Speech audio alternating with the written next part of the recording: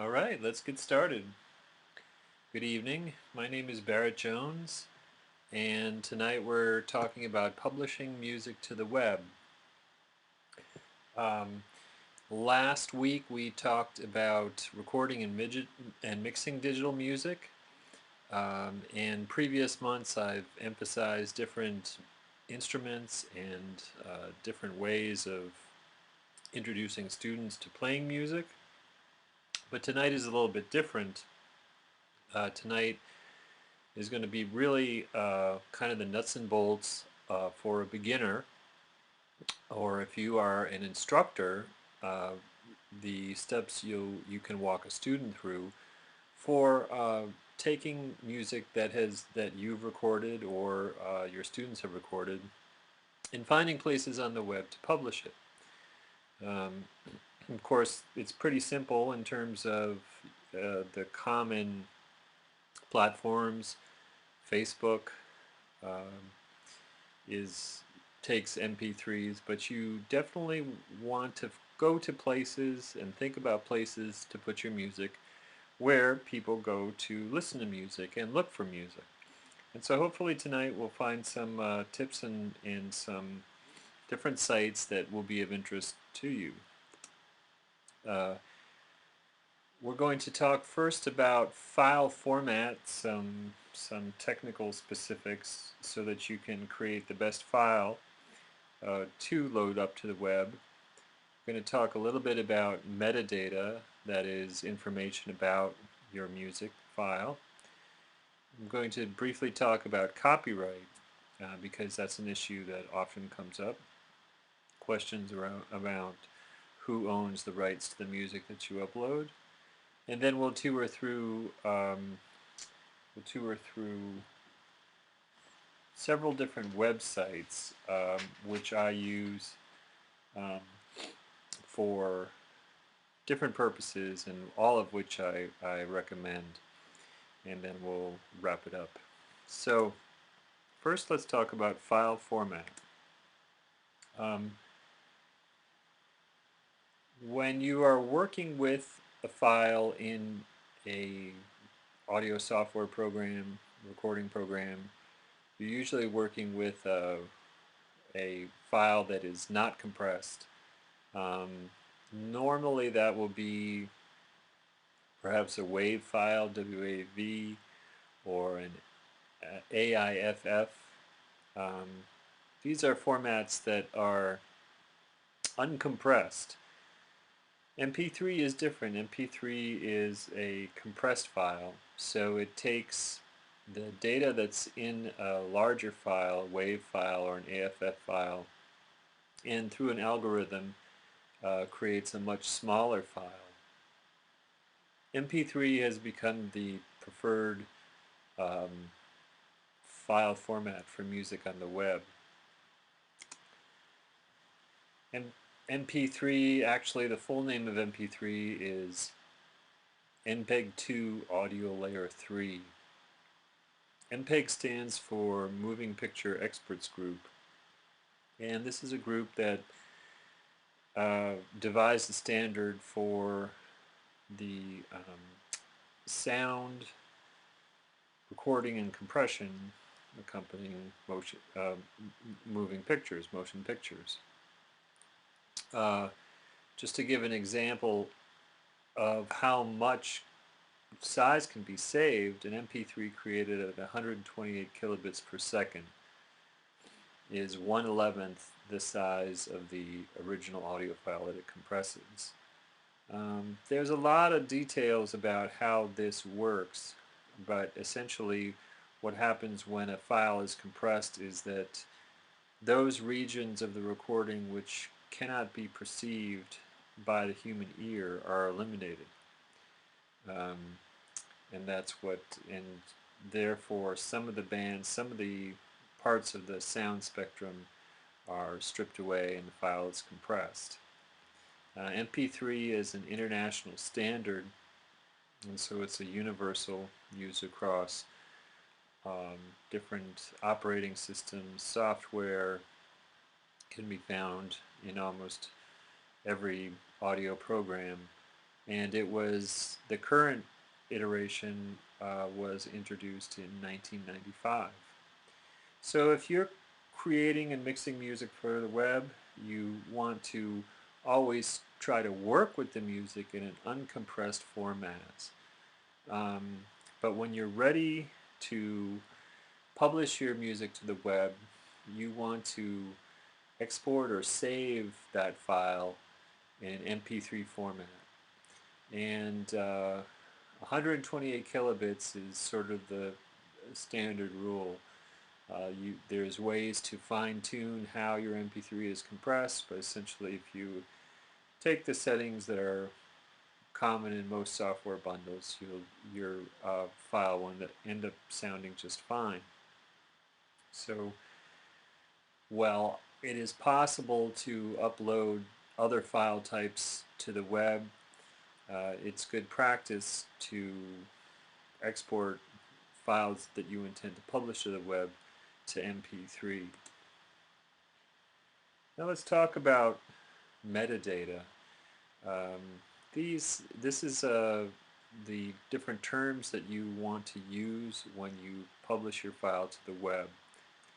Um, for instance, in iTunes, in the information section for a song listing, you can see that there's name, artist, album artist, year, track number, these different fields. This is metadata for the songs that are in iTunes.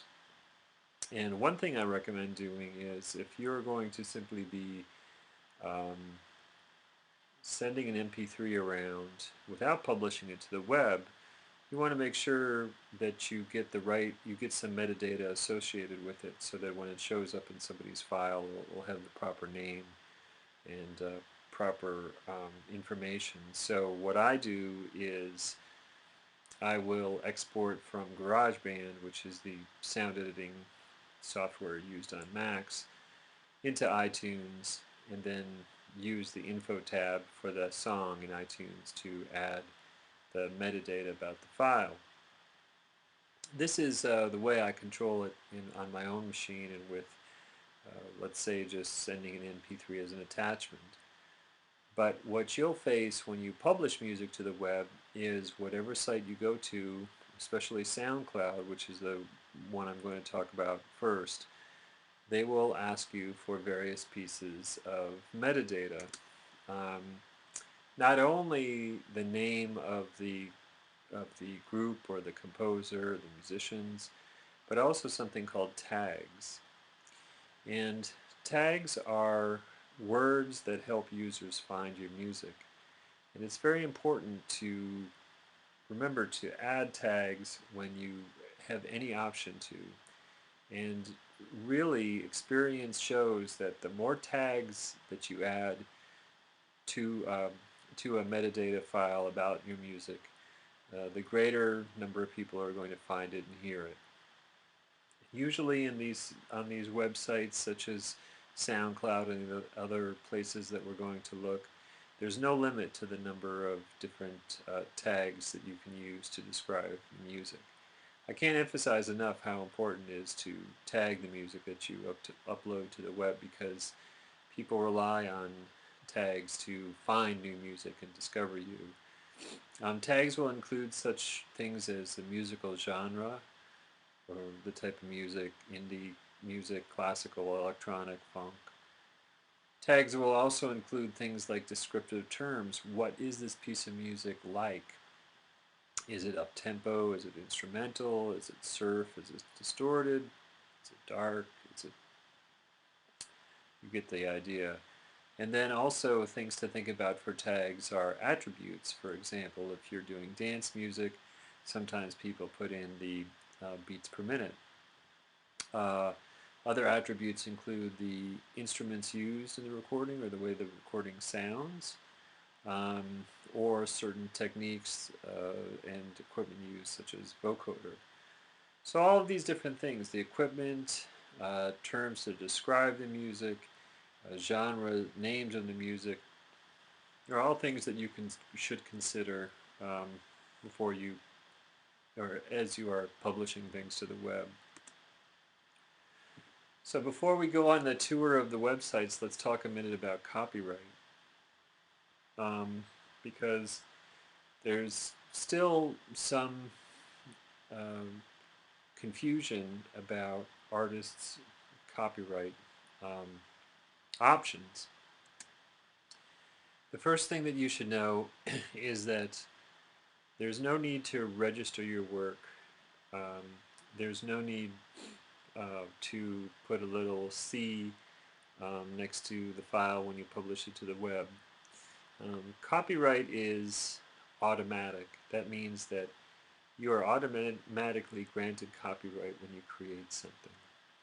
Um, in the old days, you used to have to register at the Library of Congress your work for to gain copyright. But as more and more material was produced, um, and as things moved along, it became pretty much and then held up as the standard that anything that you publish is automatically assigned copyright. There's a alternative to copyright that's called Creative Commons. Um, this is oftentimes a option that you'll see on websites that we'll be looking at. I encourage you to explore Creative Commons if you're interested in sharing your material, or in particular if you don't want your material to be used for commercial purposes. Um, there's a site, if you Google Creative Commons, you'll be taken to the site that talks all about the philosophy, how they enforce the rules, the users, um, and those sort of things. But be aware that Creative Commons normally is these days used on the web for things that people want to make sure uh, that the public can use, and that can be treated as something that's in the public domain. So Creative Commons is an alternative to copyright.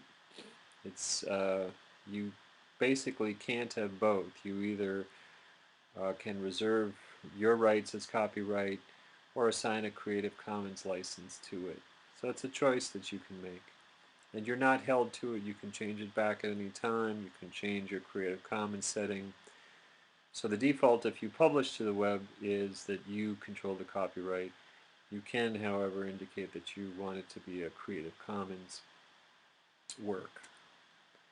So let's now take a look where all this comes into play at some websites. There's many sites out there to publish music.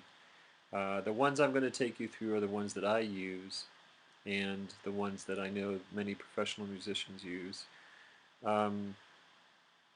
They also are, at least for the most part, these are sites that are free and are easy to use and fairly well known.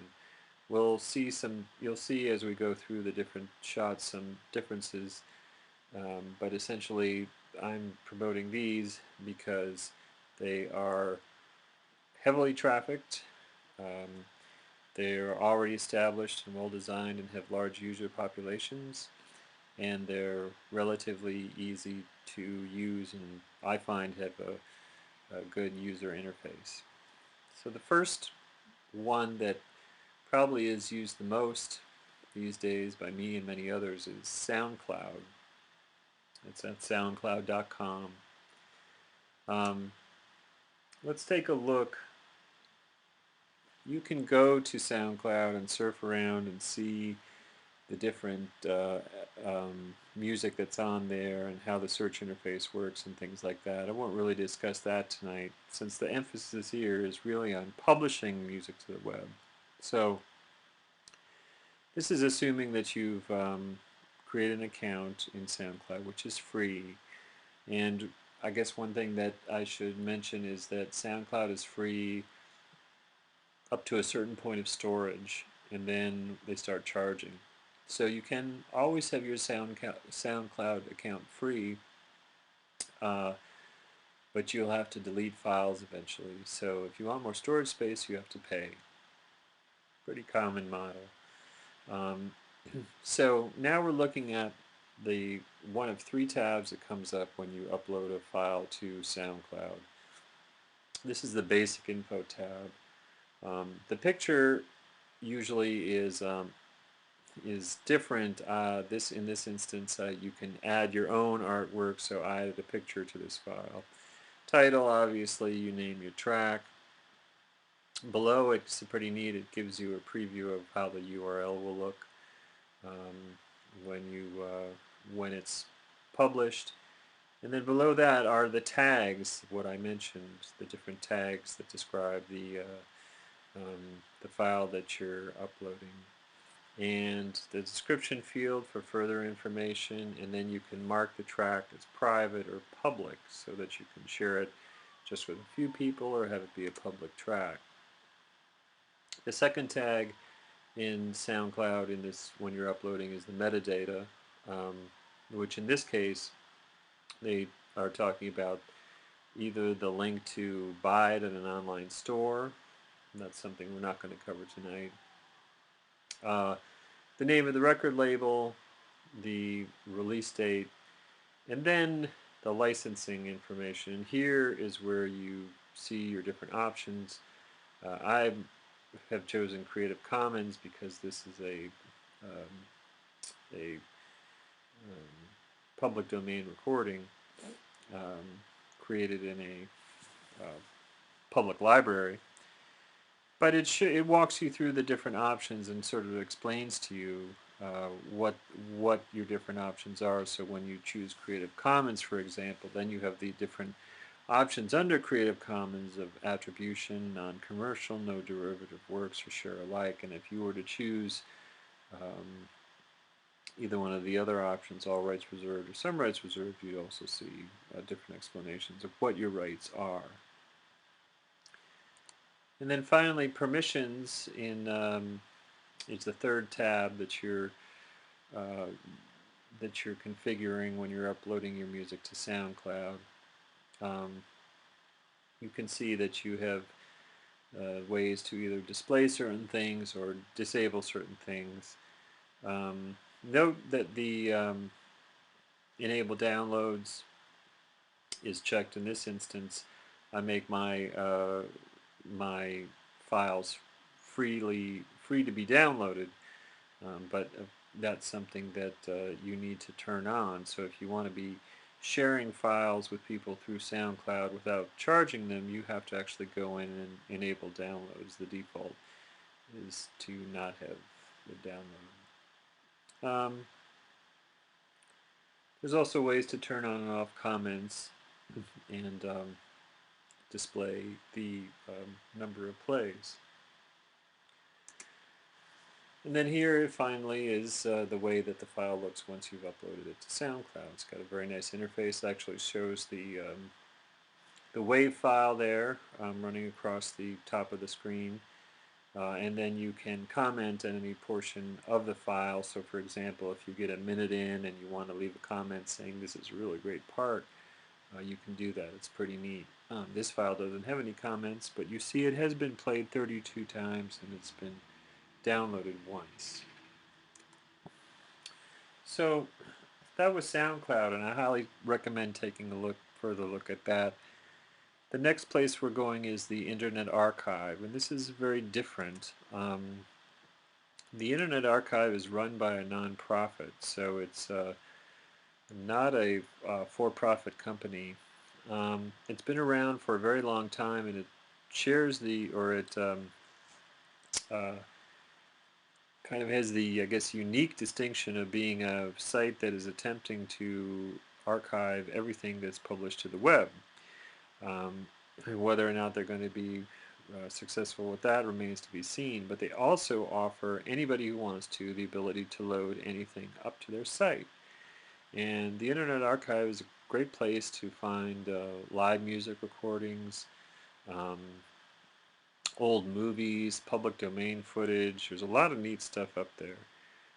Not quite as slick an interface as SoundCloud or some of the other sites we look at, but wide open and completely free.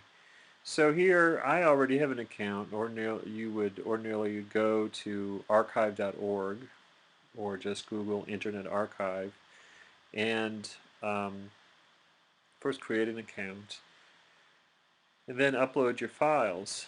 Um, Here's a look at the screen that comes up when you start the upload process. You see here that you have the ability in each one of these fields on the left hand side has drop down options and different options once you highlight it to give the title and description, and once again the tags, the words that are going to describe the sound and the other aspects of the file that you're uploading. Um, so here's an example of a file now that's been uploaded, and you can see that it has the title, um, the description, and then on the right hand side of the screen then is the player, which allows it to be played. And you can see that on the left hand side of the screen, uh, play, downloadable, um, there are options there for the user can click on to download the file or listen to it through the player. So that's Internet Archive. Let's take a look at Bandcamp. This is a little different. Bandcamp is probably now the most popular site for musicians to sell their music. It is for music that is more finished, I guess probably is the best way to describe it. Bandcamp is really great for musicians who want to sell their music, and it's free. So it's a really nice resource and probably the most well-known resource for independent musicians selling their music online that's out there now. Here's an example. It's got a really nice display interface, an example of an artist's, in this case, a record label's page that features an artist here. You can, the artist, if you open an account, you can control how much to charge. You can control things like the photographs, but once again down here in the lower left hand corner, notice the tags. So once again, uh, tags are in play. Very nice interface on Bandcamp, and highly recommended for anybody who's interested in selling their music. So now let's turn to the Free Music Archive, FMA. This is another site. It's a little different from the others we looked at because this site you actually have to submit your music to. But it is, so in that sense, it's a curated site, and not, you can't just upload your music automatically to it. However, the Free Music Archive has been around for a long time, and it's hosted and run by WFMU, which is a respected independent radio station out of New Jersey. And so Free Music Archive is worth a shot if you want to get your music heard, and if you are creating original music that you feel you want more exposure than would be offered in something like SoundCloud, where it's just everybody uploads anything that they want to. So Free Music Archive, here's the submit page. You will have used SoundCloud or Internet Archive um, to host your music. before you submit it to the Free Music Archive. So let's say you would have uploaded your demo track to SoundCloud.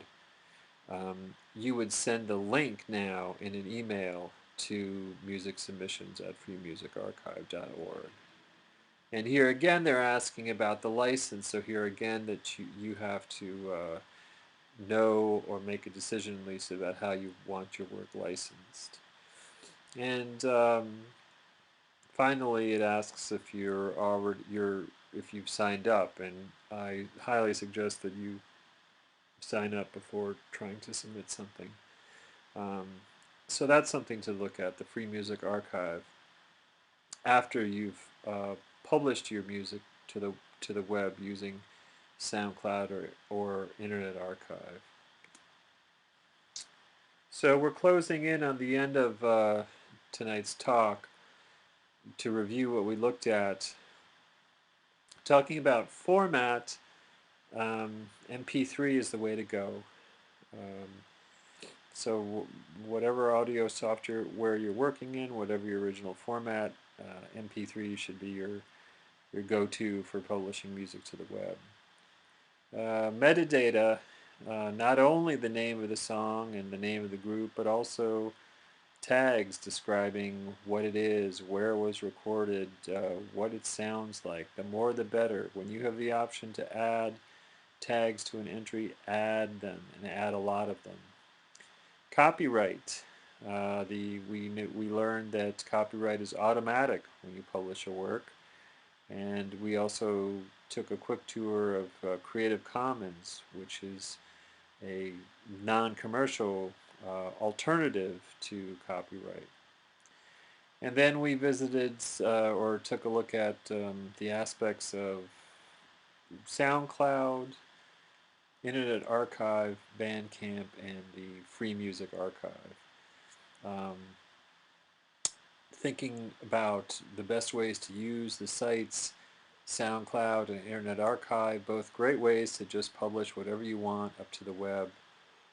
Bandcamp, probably better for more polished works that you want to sell, although they can be, I believe, they can be free on Bandcamp, but ordinarily people are selling music on Bandcamp, and the expectations are that the music is going to be of a quality that is would be a commercial release in the standard industry.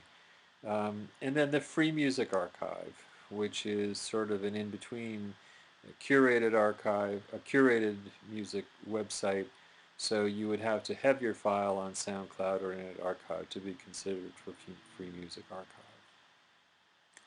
So that's it for this week. We'll be coming back next month, looking at a couple of specific core equipment. We're going to go once again through detailed rundowns of some of the Chaos series and look at new combinations that I've been testing. And so we'll have some new things for you next month. Until then, if you have any questions or comments, you can contact me, Barrett, at dcbclub.com. So thank you for tuning in, and have a good night.